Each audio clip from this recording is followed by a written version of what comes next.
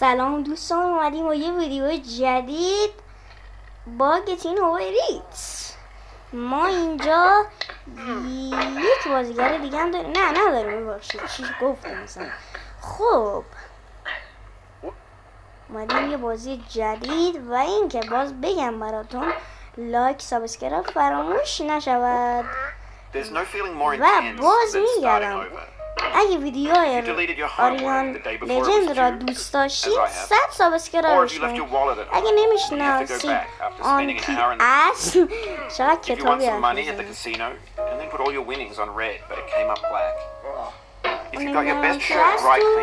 بزنید آریان لجند به خارجی البته. اون چنلش براتون میاد و خیلی آرامش بخش که نه مثلا ویدیوهای یادگیری مثلا جی تی سراندس حالا ردد دو اینا بازی کنسولی دارم و اینکه کینگدم آنباکس میکنه براتون حال میکنه خودم دنبالش میکنم و اینکه خودم یوتیوبرم و خوبه در حالا چنلش عالیه. بعد صداش کم کنیم چی بود صداش تا فردوسی رفت. Don't worry, I'll save your progress, always, even your mistakes. This game is a homage to a free game that came out in 2002. آریان لجند هم اسمش دقیقا آریانه. پسرمای منه He was known at the time as the father of B games. منم B پسرمای games are اونم. rough assemblages of found objects. Designers slap them together very quickly and freely. And they're often too rough and unfriendly to gain much گوشم درد گرفته یه They're ولم built کنین more صدا to enjoy میکنه. building them than as polished products. In a certain way, sexy hiking is the perfect embodiment of چرا it. تکون نمیخوره؟ It's built خدا on این top of چی highly بود این outbound لگ design. لعنتی اصلا من دیگه It's از one of the most unusual باز من دیگه items یوتیوبر in نمیشم. existence. نمیخوام In it, your task is چی simply بود to آخه؟ drag yourself up a mountain with a hammer.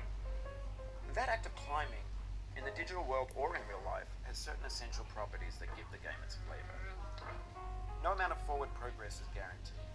Some cliffs are too sheer or too slippery, and the player is constantly, unremittingly in danger of falling and losing everything. Anyway, when you start sexy hiking, you're standing next to this dead tree that blocks the way to the entire rest of the game. It might take you an hour to get over that tree. A lot of people never got past it. Prod and poke at it, exploring the limits of your reach and your strength, trying to find a way up and over. دوستان There's a ببخشید sense of truth in ساکت that lack of بودم. compromise. Most obstacles in video game worlds are fake. چند You're دقیقه ساکت completely بودم confident in your ببخشید. ability to get through them once you have the correct method or the correct equipment or توی just by ویدیو spending enough چند تا ویدیو دیگر یاد میدم چطور every یوتیوبر خوبی شده مثل خودم. ولی خب من هنوز نمیدونم یوتیوبر خوبی هم یا بدم. نه اصلا خودم نمیدونم چی هستم اصلا.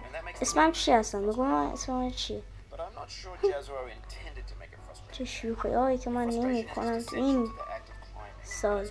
حالا آها نداره ایزی سکویزدی. تازه من چند تا از گیمرهای گوگل هم میشناسم مثل پرام گیم پلی یادش بخیر قبلا نگاه میکردم اصلا جنگی یا جنگ میداد به من سکرم من تو جنگ دوست داشتم اصلا برم تو جنگ جهانی 5. این چی بود آخه؟ این چرا لگ میخوره؟ لگ خورد باز. And that can be like working with quickset cement. You mold your ideas into a certain shape that can be played with. And in the process of playing with them, they begin to harden and set until they're immutable, like rock. And at that point, you can't change the world. Not without breaking it into pieces and starting fresh. دوستان این ویدیو رو من گرفتم و اینکه ما تو ویدیوهای دیگر در مورد فوتبال اینا البته من چند تا ویدیو الکی چرت و پرت و عکس و اینا گرفتم که شما ببینید من چقدر حرفه‌ای تو ماینکرافت. البته ماینکرافت که نه گریملینگ و اینا حالا این بازی‌های بدک نیستن. ببینید چقدر من حرفه‌ایم. و اینکه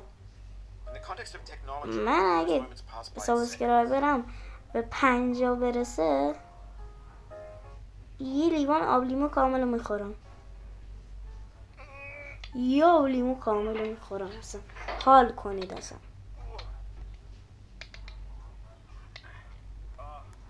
آب لیمو که نه، منظورم اما آب لیمو دیگه طعمش که بدک نیست. حالا خودم اذیت نکنم برای شما شوخی کردم، خودم میکشم اگه سابسکرایب نکنم. خودم یه جور اصلا نشونتون میدم چطور میکشم. هیچی. آریان حالا براتون چیز گذاشته، آریان لژندمون، حالا صداش بینن آریان، حالا هر چی هستن. بعد مثلا براتون مثلا ویدیو این شکلی مثل من گذاشته یا من بهتر ویدیو ازش میذارم، کدوم؟ کامنت ها بنویسین. دوستان داری حال میکنی؟ از همون کوچی که من این بازی داشتم، تازه چند روزای دیگه میخوام از بازی سن آندریاس ویدیو بذارم. حالی کردی؟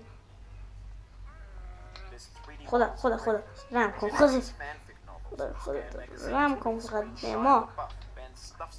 ما فقط. این بچه من نمیدونم خدا این وسط چیکار داره آخه. من دیدم بعضی از یوتیوبرها اصلا یکی اصلا اومده بود تا اینجا گریه میکرد. بعد من این بازی رو اصلا کامل رفتم نشستم. اون تازه از منم بزرگتر بود، 59 سالش بود. بعد من 9 ساله دارم رکوردش رو میشکنم. خدا تازه 17 سالم رکوردش رو شکوندم تا الان. یه جور اصلا جیو که میزدم من تعجب میکردم، گریه هم میکردم. البته بزرگ، البته پسر که نباید گریه کنه، باید بکنه شاید، ولی ما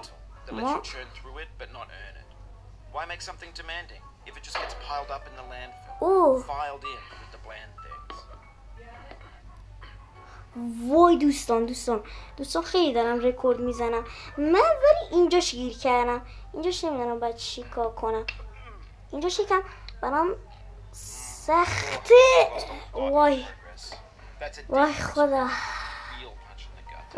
اگه رسیدیم ما اونجا من این ویدیو رو تمام میکنم. همونجا که گفتم گیر داریم، چقدر ایزی رفتم بالا، دفعه 50 بار تلاش کردم. نکن هر تمرینی بهت یه خوشحالی میده که تو، من الان دارم میرم کلاس فوتبال تختی و اگه دوست داری میام اونجا خیلی خوبه و منم اونجام. نمیتونی امضا از من بگی. شوخی کردم، من فکر نکنم گیمر خوبی باشم، ولی حالا شما اگه دوست دارین ویدیو همو سابسکرایب کنید در حال. و ویدیوهای آریان لجند که خیلی سابسکرایبرش 21ه، اونم سابسکرایب کنید که خوشحال بشه، ولی برای منم بیشتر بکنید. همین شروع کردم.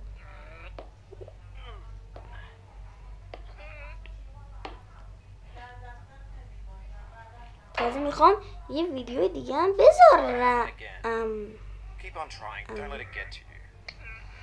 خدا ما 3 ساعت داریم یک دانه چیز میسازیم.